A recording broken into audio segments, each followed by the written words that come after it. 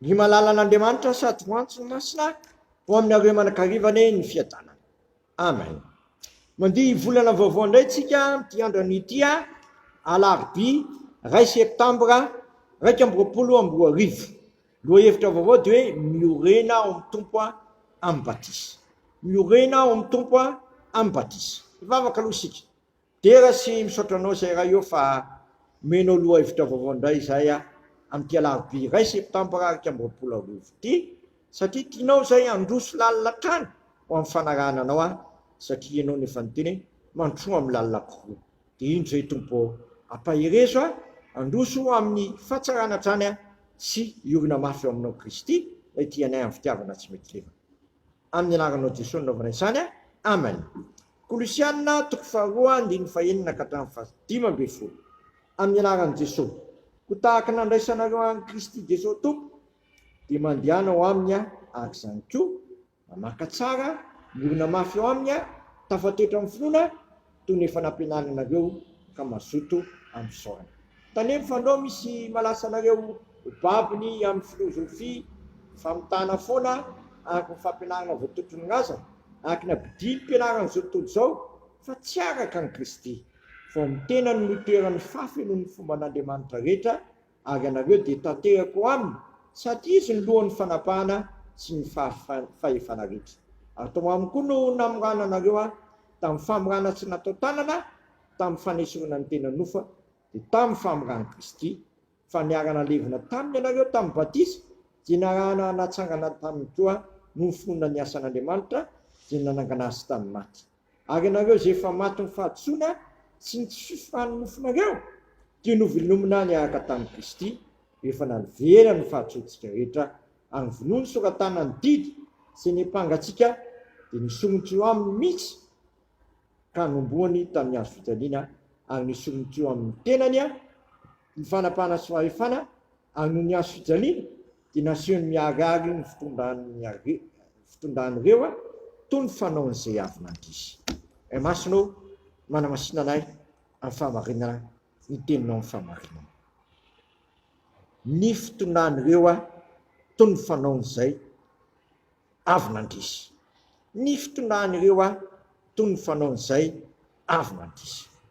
Ry havana, fiainana feno fandresena no ateraky ny olona zay natao batisa. Fiainana feno fandresena satria nandresy ny fahafatesana ary tsy nandresy ny fahafatesana ihany fa nandresy ny fahotana mba amin'ny fahadisoana rehetra. Satria izao mivoalaza hoe ianareo zay maty no ny fahadisoana sy ny tsy fiforan'ny nofinareo dia novelomina niaraka tamin'ny Kristy rehefa navelany ny fahatsontsika rehetra. Ianareo zay maty ny fahadisoana sy ny tsy fiforan'ny nofinareo dia novelomina niaraka tamin'ny Kristy rehefa navelany ny fahatsontsika rehetra. Ambaka koa aza fa novonoana koa ny soratana ny didy zay mihampangatsika tamin'ny nanoloana ny Kristy tamin'ny hazo fijaliana.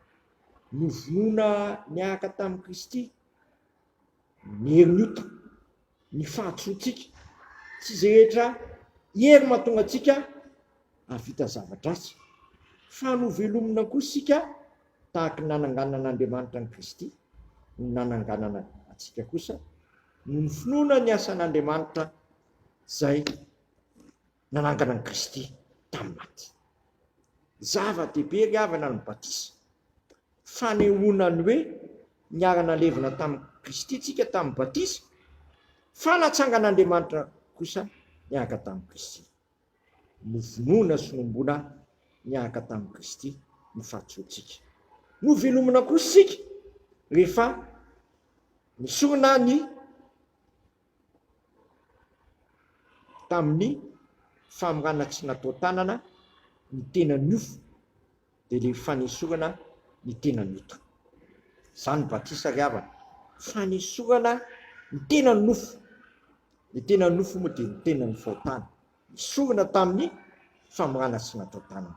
Ny batisa dia famorana tsy natao tanana izay miasa hatanteraka fanesoana zay rehetra tsy nambolen'Andriamanitra ao anatsika, tsy famonoana ny fahatsoantsika miaraka tamin'ny anombonan'i Kristy teo miazo fijaliana. Eto dia tonga olona vaovaotsika andesy ny faharatsiana, andesy ny fahafatesana noho ny asan'Andriamanitra tao amin'ny Kristy. Aotsika iorina tsara amin'izany dia sakamita amin'ny batisa ho fanehoana an'izany satria zay rehetra natao batisa tamin'ny Kristy dia niarana alevina tamin'ny Kristy, niarana maty taminy ary niarana tsangana ny velona ary lazain'ny Paoly apôstôly mihitsy fa mandroso ao amin'ny fiainam-baovao dia ao amin'ny fahatsarana rehetra. Teo amin'izany tokoa anie ny fiainako sy ny fiainanao amin'ny fionao zany asan'Andriamanitra zay nataon'Andriamanitra tamin'ny alalan'ny sakamita amin'ny batisa. Amen. Sotranao zay raha eo fa zava-dehibe nataonao anay toy ny fanao zay avy nandresy no hitondranao ny fiainanay satria ao amin'ny Kristy zay dia mahazo fahafenoana. Ao amin'ny Kristy zay dia afaka mifoatanay sady tsy vohedika tsony. Ao amin'ny Kristy zay dia nomenao hery handresena ny zavatsarotra rehetra sy ny faharatsiana rehetra fa nataonao tahaka ny mpandresy zay noho ny amin'ilay Kristy zay tianay zay tsy miova omaly sy anio ary mandrakizay zay nametraka zao vavaka zao teo ambavany zanak'Andriamanitra rehetra manao hoe anay zay ny an-danitra mamasina ny anaranao tonga ane ny fanjakanao atao ane ny sitraponao ety tany tahaka ny an-danitra mena iny ny anina sahazo anay mamila ny elokay tahaka namelanay zay minoka taminay izay mitondra anay mifakapanahy fa manafanay amin'ny ratsy manao ny fanjakana sy ny hery ary voninahitra manakizay. Amen. Tanterahany tompo amintsika ny zao todrano zay tononona amin'ny ray zanak'afana masina zao raiso amin'ny finoana sy fanantenana ary fitiavana izany.